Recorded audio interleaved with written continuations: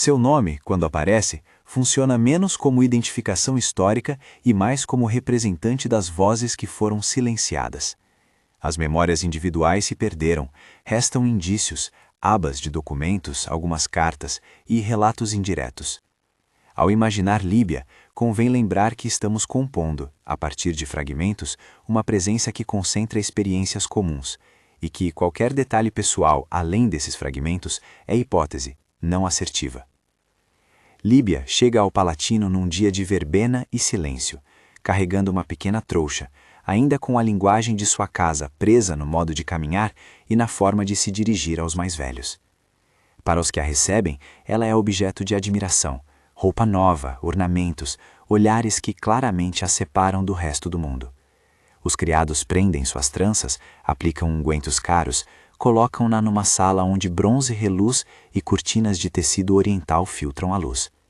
A primeira noite é marcada por festas em salão, por risos contidos e por aquilo que as tradições chamam de bem acolher, banquetes, louvores à família que ofereceu a jovem, brindes ao imperador. Para os convidados externos, tudo é espetáculo. Para quem será candidata à vida no Jardim de Vênus, é a introdução a um espaço que mistura admiração e isolamento. O Jardim de Vênus, a expressão que atravessa narrativas e que, em muitas fontes, designa tanto um espaço físico quanto um regime de controle, aparece nas descrições como um recinto de luxo, onde a beleza é cuidadosamente coreografada. Segundo relatos antigos, seus pátios tinham fontes, pérgolas e plantas exóticas. Seus quartos eram revestidos de sedas e obras finas. Mas o que a monta estética escondia era mais relevante. As jovens que ali viviam estavam submetidas a rotinas determinadas por guardas, eunucos e oficiais que serviam a circuitos de poder. O jardim tornou-se, assim, uma prisão sem correntes aparentes, um lugar no qual a liberdade havia sido substituída por obrigações que não eram escritas em nenhum pergaminho público, mas que se impunham com autoridade. A experiência de confinamento combinava incentivos e ameaças de modo a produzir obediência e confusão. Os historiadores modernos usam o termo duplo vínculo, double bind, para descrever situações em que uma pessoa recebe ordens contraditórias, onde qualquer ação possível conduz à punição ou à perda. Aplicada ao contexto palaciano, o double bind funcionava assim. A jovem recebia demonstrações de carinho e privilégios, roupas finas, banquetes, a atenção do imperador ou de seus adjuntos, ao mesmo tempo em que perdia autonomia e era usada para reforçar a posição social de outros. A recompensa e a cessão de liberdade eram inseparáveis. Recusar significava vergonha, repúdio familiar e possíveis retaliações políticas. Aceitar significava integrar-se a um mundo onde a voz pessoal deixava de contar. Era um prego que se aprofundava. A recompensa tornava a jovem dependente. O castigo a corroía lentamente. Os mecanismos de vigilância eram concretos. Pretorianos e oficiais designados patrulhavam corredores e pátios. Eunucos, que tinham presença nas áreas femininas do palácio, controlavam entradas e saídas. Escravos eram instruídos a observar e relatar. Há indícios em cartas posteriores e em cronistas que apontam para uma rede de informantes, uma cooperação que ia dos servos aos políticos e que mantinha o sistema a salvo de escândalos públicos. O que ocorria atrás das portas fechadas permanecia assim protegido. Silêncio convertido em moeda, como alguns autores apontam. Além da vigilância física, havia a arma da honraria social. Para muitas famílias, uma filha no palácio era sinal de prestígio, convite a festas, acessos, favores para negócios, isenções e privilégios militares. Esse capital social, implicitamente, exigia manutenção. Denúncias públicas poderiam significar perda de status, retração de favores e exposição de segredos. A vergonha social funcionava como barreira para a denúncia. Cartas preservadas, algumas fragmentárias, aludem à troca de favores e à pressão sobre redes familiares para aceitar decisões, que, quando vistas de fora, pareciam benesses, mas que internamente se transformavam em instrumentos de dominação. Líbia, ao fim das primeiras semanas, começa a mostrar sinais que hoje identificaríamos como transtorno de ansiedade, além de manifestações de dissociação. Relatos posteriores, reconstruções psicológicas e algumas notas de antigos secretários descrevem jovens que, ao serem indagadas, respondiam com olhos vazios, poupando palavras, perdendo o fio das lembranças pessoais. Disse também que houve casos de suicídio, embora as fontes variem quanto ao número e às circunstâncias. Onde se registra a morte por própria mão, os documentos costumam ser cautelosos, muitas vezes calando datas e nomes, como se o sistema preferisse apagar até o registro da dor. Ao tratar desses destinos, é preciso delicadeza. Não vamos descrever atos, apenas reconhecer que a pressão psíquica levava algumas jovens a atos extremos, e que os registros oficiais foram muitas vezes apagados ou minimizados. O palácio, como aparato, funcionava como uma cadeia de conivência. Senadores, por vezes, eram cúmplices por interesse. Pretorianos aceitavam ordens que lhes garantiam recompensas. Servos e eunucos participavam de uma economia de silêncio, cuja coerência dependia do medo e do benefício material. A lei romana, complexa e por muitos aspectos desigual em relação ao gênero, oferecia poucos recursos a uma jovem sozinha contra um poder formado por chefes militares e pelo próprio imperador. O pater familias, a lógica da honra e as expectativas de obediência amplificavam a vulnerabilidade. Em muitos casos, a proteção que o império oferecia às famílias era contraditória. A indicação ao palácio assegurava prestígio público, mas significava exposição privada. A estrutura jurídica e social era, portanto, parte do problema. A impunidade emergia não apenas das falhas individuais, mas de um sistema que permitia e ocultava.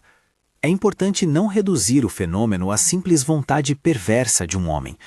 As fontes indicam que Calígula tinha momentos de comportamento extravagante e brutal, e muitos cronistas antigos, lembrando que escreveram após sua morte e sob influência de correntes que o demonizavam, relatam atos que beiram o inacreditável.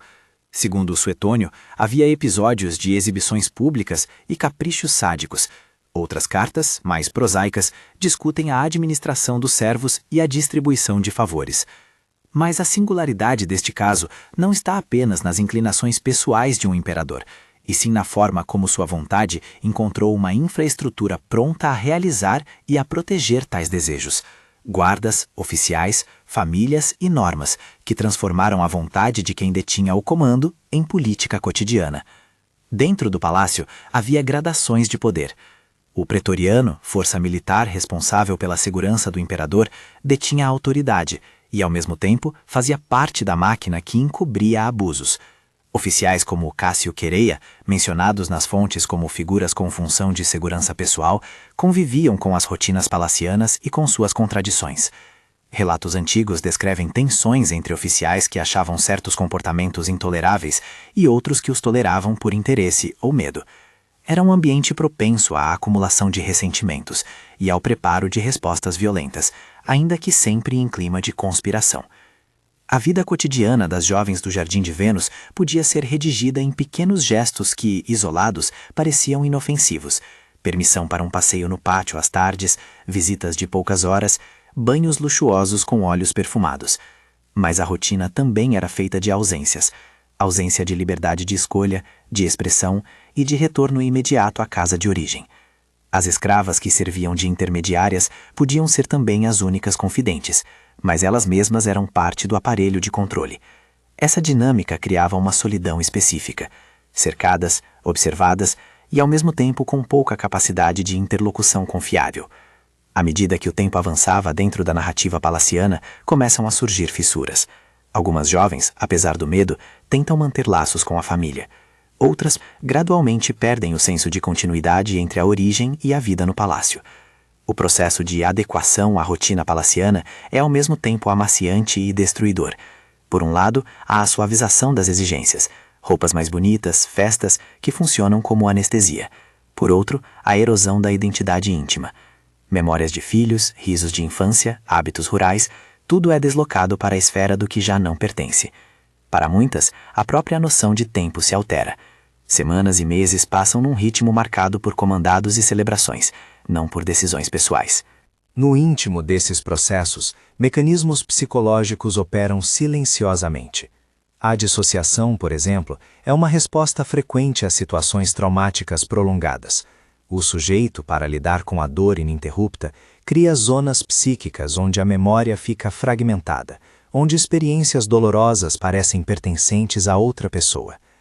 As descrições que chegam até nós, mesmo que parcimoniosas, apontam para jovens que reagiam assim, respondendo com um sorriso automático, sem contato emocional pleno. Psicólogos contemporâneos que aplicam modelos ao caso romano sugerem que o regime do palácio criava condições perfeitas para a emergência de traumas complexos, repetição de humilhações, incerteza sobre regras e castigos, privação de controle sobre a própria vida. Além do impacto individual, havia efeitos sociais duradouros. Quando as jovens retornavam às suas casas, nos casos em que regressavam, eram vistas com uma mistura de reverência e suspeita. A honra social que justificara sua permanência no palácio transformava-se numa espécie de explicação pública para o silêncio. Melhor não questionar o que dera prestígio. Assim, a reintegração social podia ser uma nova forma de isolamento. Ao mesmo tempo, o Estado, quando pressionado, optava frequentemente por medidas administrativas que apaziguavam a superfície, recompensas, pequenos subsídios ou transferências de favores para a família de quem fora honrada, o que ajudava a manter o sigilo e a preservar acordos de silêncio. No entanto, toda a máquina que opera por meio de segredos e cumplicidades corre o risco da ruptura. A tensão acumulada no Palatino, entre guardas que se ressentiam, oficiais que eram humilhados e uma corte que se desmoralizava gradualmente, encontrou um ponto de inflexão. Os sinais de esgotamento do regime palaciano eram múltiplos: boatos crescentes nas tabernas, rumores entre serviçais de mágoas pessoais, relatos de oficiais que não aceitavam determinados ultrajes. Entre esses agentes estava Cássio Quereia, descrito nas fontes como figura central na conspiração que por fim pôs fim ao reinado de Calígula. Segundo algumas narrativas, Quereia e outros pretorianos passaram de meros executores de ordens a juízes do comportamento imperial, movidos tanto por ofensas pessoais quanto pela sensação de que o império estava sendo corroído por excessos. Até aqui, porém, a história permanece em preparação. O jardim segue com seu esplendor mudo. As jovens seguem ensaiando obedecer. A cidade, por fora, continua a aplaudir espetáculos e a negociar posições de honra. Mas uma mudança de estado ia se aproximando, lenta, acumulativa e irresistível, como a tensão que cresce antes de uma corda arrebentar. Líbia, como símbolo, sentia as pequenas rachaduras, olhares trocados entre servos, sussurros ao crepúsculo, passos de pretolianos que paravam perto das portas e, às vezes, conversas noturnas interrompidas. Havia um clima diferente no palácio, uma sensação de que as regras estavam sendo reescritas. Pouco se sabia ao certo, mas o ambiente tornava-se mais volátil. Se essa história está falando com você até agora, fique comigo até o final e ative as notificações. Há mais por vir, e é importante acompanhar como se desdobra a ruptura desse sistema de poder e silêncio. Nas semanas que seguem, a vida palaciana entra num compasso de contradições mais intensas. Por um lado, o imperador continua a exercer seus ritos, audiências, proclamações, comitivas. Por outro, as sombras alongam-se em corredores onde a confiança mingou. Oficiais que antes sorriam agora trocam olhares fechados. Servos que relatavam lealdade começam a murmurar nomes. Pequenas traições. Uma palavra demais numa esplanada, um elogio mal colocado num jantar, começam a corroer o tecido de cumplicidade que sustentava o jardim. Líbia e suas companheiras percebem, de modos variados, que algo mudou. A rigidez do protocolo ganhou arestas. Nesse contexto, alguns oficiais começam a sentir que o preço de manter o sistema é maior do que o custo de interrompê-lo. Contas de honra, ressentimento por humilhações repetidas e o peso de testemunhar abusos contra jovens criam uma confluência de motivos para a ação. Cássio Quereia, emerge como figura sintomática desse descontentamento. Um tribuno que, segundo fontes antigas, achava certas insolências imperiais intoleráveis e que, ao que parece, acabou por conspirar. Não se trata de reduzir seus motivos a um único efeito. Há ressentimento pessoal, há impulso moral, há cálculo político. As fontes divergem quanto às razões predominantes, e é preciso reiterar que, quando as crônicas traçam o mapa emocional de conspiradores, fazem-no com o viés dos vencedores e dos cronistas posteriores. Para as jovens do Jardim de Vênus, a conspiração tinha efeitos imediatos e ambiguamente libertadores. Por um lado, a eventual queda do imperador poderia representar um fim do terror cotidiano, um fim do aparato que transformava suas vidas em objetos de aparato e desejo alheio. Por outro, a violência que se prenunciava, se irrompesse no palácio, poderia gerar desordem e perigo direto. Portas arrombadas, soldados em luta, ruídos de aço, tudo capaz de produzir pânico e traumas adicionais. A conclusão não era simples. A libertação prometida vinha com riscos e com a incerteza do que substituiria o regime anterior. Enquanto o clima conspiratório maturava, a administração do palácio mostrava sinais de improviso. Ordens contraditórias chegavam aos eunucos, senadores tentavam mediar por receio de implicações políticas. Famílias, do lado de fora, lançavam olhares ansiosos, temendo repercussões. Algumas cartas registram que, em salientes conversas noturnas, membros da elite imaginavam possibilidades de ação e de rearranjo. O palácio transformava-se num caldeirão de decisões, que derramavam calor sobre o jardim de Vênus, mas sem fornecer mapas seguros para as jovens, consumidas por sua própria fragilidade. Líbia, que antes aprendia a reconhecer o som de passos que anunciavam festas, agora reconhecia passos diferentes, passos de homens que caminhavam como se fossem lhe sussurrar segredos de velhas hóstias. Ela sabia apenas que algo se aproximava, e isso bastava para que seu velho senso de continuidade se fragmentasse ainda mais. A sua identidade, já fragilizada pelo confisco de autonomia, recebia uma nova prova, a possibilidade de ser liberada por mão alheia, sob condições que não controlava. Essa condição, mais do que tudo, era a essência do que tornava a vida no palácio mais terrível que a morte. A perda da agência por todos os meios acessíveis a um ser humano. Nesse ponto, a narrativa começa a abrir a estrada para um desenlace que não será imediato. A conjunção de condutas, conivência institucional, exploração da honra, vigilância implacável e a existência de oficiais dispostos a romper o pacto cria um cenário de ruptura. Mas antes de alcançarmos o episódio culminante, é preciso aprofundar o entendimento sobre o que o palácio significava para a sociedade mais ampla e como a memória desses eventos foi, depois, moldada ou apagada. Entre as consequências mais duras estava o modo como o Estado trataria as vítimas depois do colapso do regime. Devoluções discretas, subornos e uma limpeza dos registros que transformou vozes em silêncios. Essa operação de apagamento não é menos violenta que os atos que a precederam. Ela garante impunidade e mantém a lógica do poder. É por isso que a história que contaremos não se limita ao instante dramático do assassinato de um imperador. Ela precisa olhar para antes, para o modo como as vidas foram subtraídas, e para depois, para como a memória dessas vidas foi tratada. O que Calígula fez, se medido apenas pela violência física, pode ser um crime entre muitos na longa história de governos tirânicos. Mas o que o torna excepcional é o modo sistemático em que o palácio converteu a honra em instrumento de dominação, a vida em objeto de ostentação, e o silêncio coletivo em uma forma perversa de administração pública. Essa destruição da persona, essa erosão da subjetividade e da história individual é o que justifica a frase, mais terrível que a morte.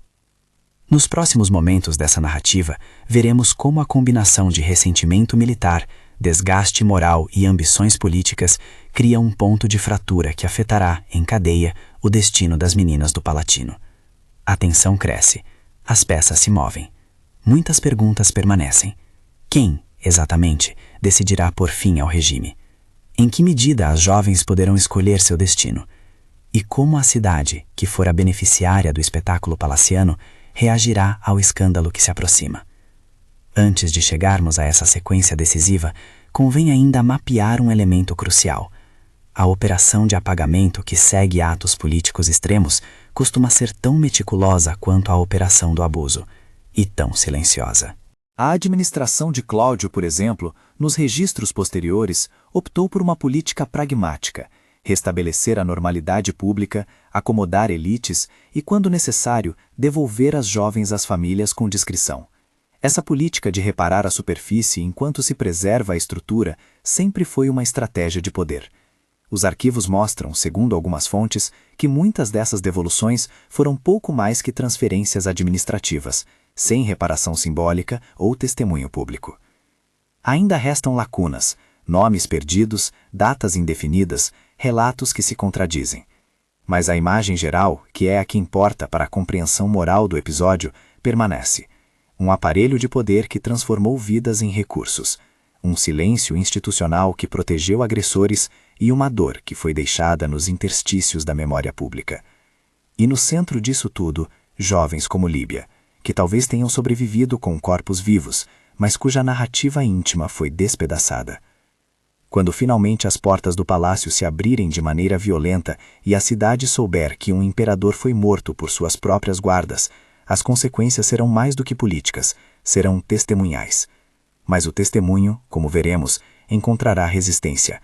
Arquivos serão refeitos, cartas sofrerão cortes e a história oficial tenderá a priorizar estabilidade em detrimento da verdade.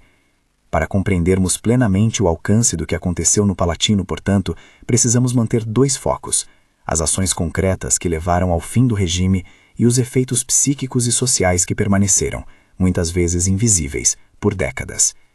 E é nesse limiar, entre a tensão que se adensa e o momento em que as portas cederão, que a narrativa deve pausar para ouvi-las.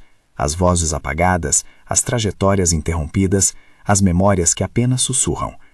A tensão no ar é quase palpável. Os corredores do Palatino suspiram segredos, e as jovens, mais do que nunca, aguardam algo que não sabem nomear.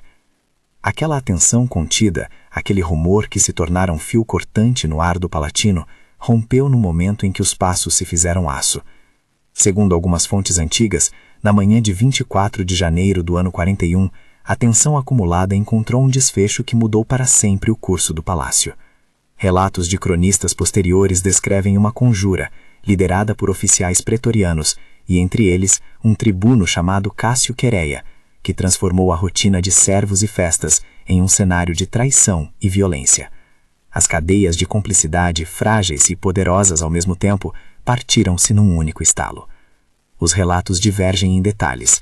Há quem diga que o ataque foi preparado com rancores pessoais por humilhações repetidas. Outros atribuem o movimento a um acúmulo de desprezo público pelo comportamento imperial, que, segundo testemunhas posteriores, havia ultrapassado todos os limites. Importa menos aqui identificar uma única causa definitiva, do que entender o caráter coletivo da ruptura. Não foi apenas o gesto de um homem isolado. Foi a explosão de algo que se vinha gestando entre oficiais que já não aceitavam mais ser parte de um aparato de impunidade. Mesmo essa leitura, que se encaixa nas narrativas que nos chegaram, deve ser tratada como interpretação. As fontes antigas, muitas vezes hostis ao personagem derrubado, fizeram da conspiração uma licença para construir versões que serviam aos vencedores. Quando a violência entrou no palácio, a cena foi de uma violência que nos chega pela via indireta. Portas que se abriram à força, gritos abafados, o choque metálico de armas que não pertenciam ao cotidiano das cortes femininas. As jovens do Jardim de Vênus experimentaram naquele instante uma alteração irreversível no espaço que as aprisionavam há meses. Para algumas, o som da luta trouxe a promessa de liberdade. Para outras, foi a materialização de um novo terror. As portas de seus aposentos, que até então se fecharam para protegê-las e, paradoxalmente, aprisioná-las, foram arrombadas por mãos que, em circunstâncias normais, serviam ao imperador. A sua abertura foi, ao mesmo tempo, libertação e violação. O palácio tornava-se, por breves horas, palco de uma desordem que podia decidir destinos. Imaginemos, por um momento, e sempre qualificando como reconstruções possíveis estados de alma, Líbia num desses instantes. Posso imaginar que ela ouviu primeiro os passos, um estalo diferente no piso marmóreo, depois a respiração ressaída das escravas que, por meses, serviram de canal entre o mundo exterior e aquele microcosmo. Talvez ela tenha pensado, por um milésimo, que a ordem do mundo estava se reestabelecendo, até que os ruídos passaram a significar outra coisa. Homens de armas correndo em direção aos aposentos imperiais, vozes que rompem o protocolo e ordens ininteligíveis. Líbia poderia ter experimentado, nessa fração de tempo, algo que as reconstruções modernas chamam de dissociação aguda, o corpo presente, a mente já fora. Se foi assim, não é porque a imaginação queira fixar um detalhe íntimo, é porque as reações humanas ao trauma são previsíveis e coerentes com o ambiente que descrevemos. A queda de Calígula, segundo relatos, foi violenta e pública apenas na medida em que a notícia se espalhou. Para as jovens, foi antes uma sucessão de impactos: o fim do comandante que lhe subtraíra a vida cotidiana, a chegada de soldados cujas ordens eram distintas das de antes, a entrada de oficiais que vinham julgar e punir.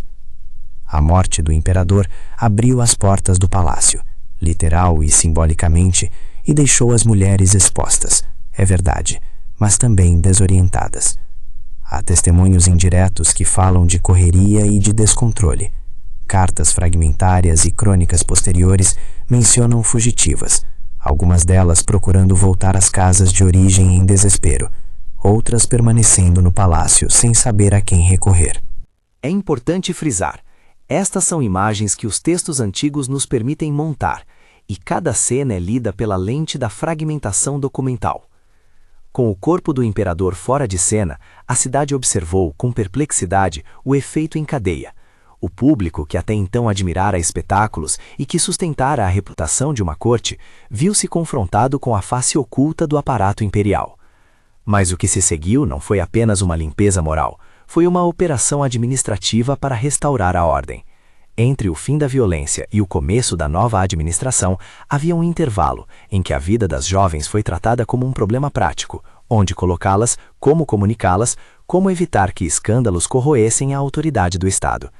Nessa lacuna, caberam decisões que moldaram o destino íntimo das vítimas.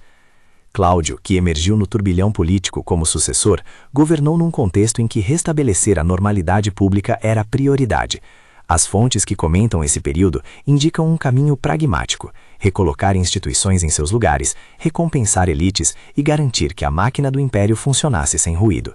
Para as jovens do palácio, isso significou, na prática, uma devolução discreta à família, em muitos casos acompanhada de compensações que, de novo, transformavam a dor em moeda pública. Cartas e relatos fragmentários, entre eles menções a correspondências de parentes preocupados, como as atribuições a figuras chamadas Ênia em algumas crônicas, indicam que houve negociações, favores e pacificações que visavam a aparente restauração do decoro social. A voz das vítimas raramente aparece nesses relatos oficiais. Quando aparece, é filtrada pela linguagem da honra e da gratidão, e muitas vezes convertida em silêncio. O processo de retorno foi, portanto, ambíguo. Para algumas jovens, regressar à casa significou reencontrar roupas familiares, refeições e o convívio de outrora. Mas também significou carregar um estigma invisível. A presença de quem vivira no palácio podia ser interpretada como garantia de prestígio ou como marca indecifrável de exposição. Para outras, a reintegração social significou o confinamento numa nova rotina de ocultamento, casamentos arranjados, promessas de seguridade social em troca de silêncio, subsídios velados para manter famílias satisfeitas. A reparação pública, quando existiu, foi geralmente pragmática e orientada pela conveniência política. Há, no entanto, episódios mais sombrios que as fontes antigas só sugerem. Alguns cronistas insinuam que houve mortes por desespero, suicídios velados por relatos administrativos que preferiram o eufemismo.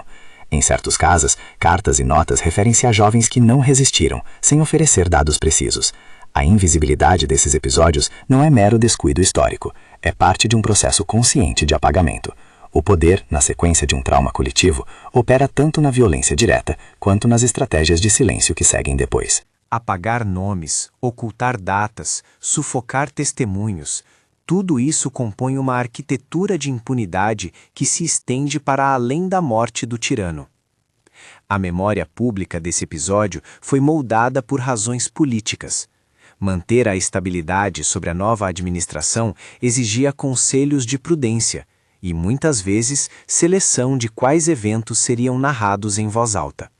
Arquivos foram refeitos, versões consolidadas e versões inconvenientes postas em segundo plano. Esse trabalho de edição histórica tem um custo humano, a perda de narrativas pessoais que nunca voltaram à vida pública. As mulheres do Jardim de Vênus foram devolvidas muitas vezes como silentium, como se o silêncio fosse uma condição de proteção. A palavra protegeu e soterrou. A destruição ou a manipulação de documentos não foi necessariamente sempre sistemática. Em uma corte onde papel e cera já eram consumíveis, o esquecimento podia ser natural e induzido por desgostos familiares e pela falta de interesse público. Mas houve, sem dúvida, consciências políticas que buscaram acomodar o escândalo em políticas de curto prazo. Cláudio, na reconstrução de seu governo, precisava consolidar alianças e acalmar conflitos. Silenciar o passado era uma dessas medidas possíveis.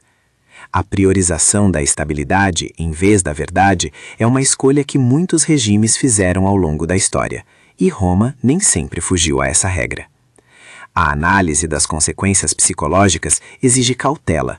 Ao aplicar conceitos modernos como dissociação complexa, transtorno de estresse pós-traumático ou mecanismos de double bind, devemos lembrar que são ferramentas interpretativas. Ainda assim, essas lentes nos ajudam a entender por que muitos testemunhos relataram jovens que pareciam ausentes, inquietas ou incapazes de estabelecer continuidade com suas vidas anteriores. A repetição de cerimônias, a exposição pública em banquetes, a privação de escolhas e a alternância entre carinho e punição criavam um ambiente propício à fragmentação psíquica. A incapacidade de narrar a própria história, a perda da agência e a conversão do corpo em instrumento de prestígio produziram sequelas que a sociedade, em sua pressa por normalizar o Estado, não quis enfrentar. A cena da reintegração social traz também uma dimensão de gênero profundamente marcada. A honra feminina, elemento central nas concepções sociais romanas, foi instrumentalizada. A família que aceitava entregar uma filha ao palácio podia receber prestígio e favores, mas também aceitava, ainda que por vezes inconscientemente, pagar um preço. Quando a crise estourou, as mesmas estruturas que haviam respaldado a promessa de ascensão social atuaram para encobrir o dano. Denúncias abriam a possibilidade de ruína pública. O silêncio preservava casas e carreiras. Esse cálculo, pragmático e cruel ao mesmo tempo, repetiu-se como um padrão histórico que se manifesta em diferentes tempos e lugares. O apagamento institucional teve efeitos duradouros sobre a memória. Estátuas, registros públicos e inscrições tratavam do império de modo a reconstruir uma narrativa de legitimidade. Raramente incluíam versões que admitissem falhas tão profundas no âmago do aparelho. Assim, as vozes das vítimas, quando não foram totalmente engolidas, apareceram em notas marginais, cartas privadas ou alusões poéticas que só o olhar atento do leitor moderno consegue detectar. A documentação que sobreviveu é fragmentária, e parte do trabalho do historiador ou do contador de histórias é justamente resgatar essas fendas, lê-las com empatia e reconhecer as ausências como parte ativa do relato. Esse reconhecimento leva-nos a uma pergunta essencial: o que significa dizer que o que Calígula fez foi mais terrível que a morte? Nesta narrativa, a expressão é uma alegoria ética. A morte é, na história, uma solução definitiva, mas a destruição da personalidade, a erosão da voz, o apagamento da história individual e o confinamento da subjetividade produzem uma violência que se prolonga por gerações. Uma jovem pode regressar fisicamente à família, mas encontrar-se dissociada de seu passado. Pode receber presentes e honrarias e, ao mesmo tempo, ter sua relação consigo mesma dissolvida. A perda da agência, a conversão do corpo em marca de prestígio e a instrumentalização da honra sociais são formas de morte simbólica que se estendem muito além do instante físico. Ao olhar o episódio em perspectiva, surge a claridade de que instituições e práticas normativas tiveram um papel central nesse crime prolongado. Não se trata apenas de denunciar a figura do imperador. Trata-se de compreender como códigos legais, hierarquias militares, estruturas de parentesco e economia de favores confluíram para criar um mecanismo de opressão. O aparato estatal não só permitiu, como muitas vezes reforçou a invisibilidade das vítimas. Tudo isso, por sua vez, explica por que a memória institucional optou, repetidamente, por apagar em vez de reparar.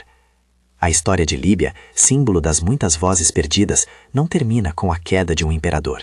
Termina de modo mais triste e persistente no silêncio que lhe foi imposto depois. Líbia pode ter regressado a uma casa que a reconhecia com o mesmo nome, mas também é plausível imaginar que ela passou o resto da vida lutando para recompor um passado esfacelado.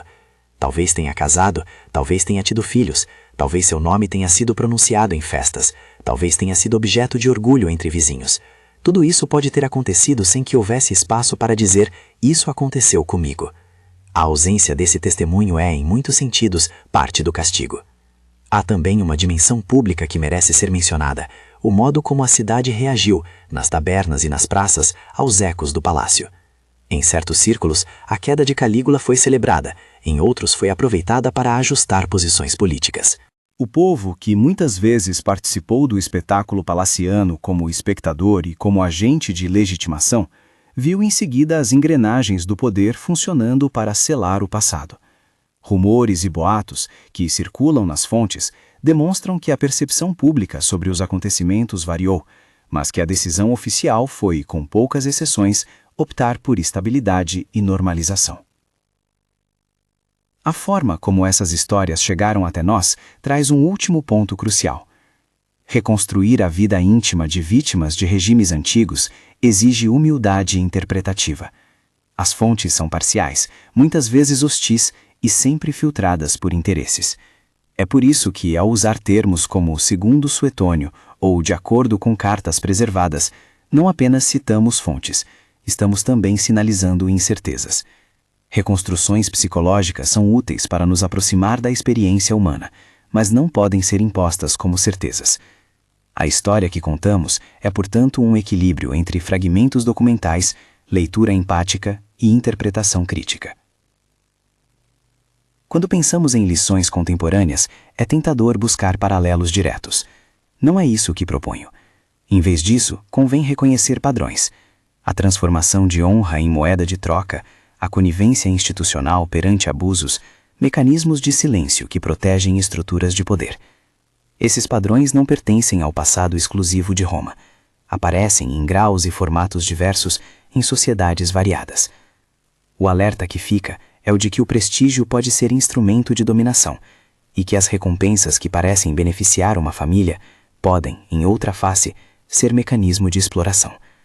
O trabalho de lembrar é, antes de tudo, trabalho de vigilância sobre as estruturas que naturalizam a desigualdade. É nesse sentido que a memória, ativa, crítica, empática, se mostra como forma de reparação simbólica. Lembrar não repara o dano material, não devolve a integridade perdida, mas mantém viva a narrativa das vítimas e impede que o apagamento seja a moeda de uso corrente da administração pública. Exumando as fendas dos arquivos e devolvendo voz a quem foi silenciado, cria-se uma resistência contra a repetição do padrão. A lembrança transforma o passado em ferramenta política e ética para o presente. Ao fechar este relato, retenho a imagem do jardim e do corredor, que um dia serviram de alicerce a uma engrenagem de opressão. A cena não é de mera fantasia. É uma construção a partir de fontes que, fragmentadas, ainda nos falam. O que aconteceu no Palatino nos convida a pensar não apenas na figura do tirano, mas nas estruturas que permitiram que tal tirania se manifestasse sem freios. As vozes apagadas continuam a ecoar nas fendas da história, e é nosso dever escutá-las com rigor e compaixão. Se esta história tocou você, compartilhe para que mais pessoas lembrem dessas vozes esquecidas. Inscreva-se para acompanhar outras narrativas que investigam como o poder, em suas formas diversas, molda vidas humanas, e para que juntos possamos ouvir melhor aqueles cujo silêncio foi imposto.